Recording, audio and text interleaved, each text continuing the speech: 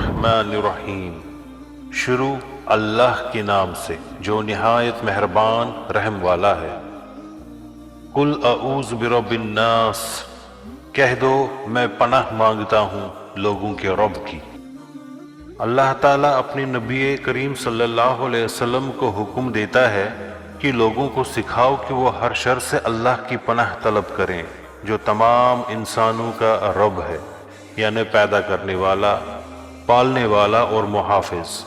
یہ آیت بندے کو یاد دلاتی ہے کہ ہر مصیبت یا وسوسے سے نجات کا واحد ذریعہ اللہ کی پناہ ہے۔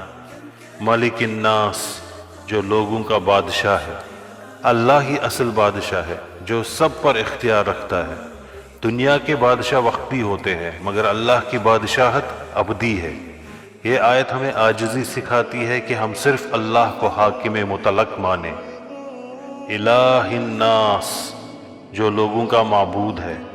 اللہ ہی عبادت کے لائق ہے، اس کے سوا کوئی دعا یا سجدے کے قابل نہیں۔ انسان کے دل میں جب وسوسے یا گمراہی کے خیالات آئیں تو اسے یاد رکھنا چاہیے کہ صرف اللہ ہی ہمارا معبود ہے، وہی دلوں کا سکون ہے۔ من شر الوسواس الخناس، اس وسوسہ ڈالنے والے کے شر سے جو پیچھے ہٹ جاتا ہے۔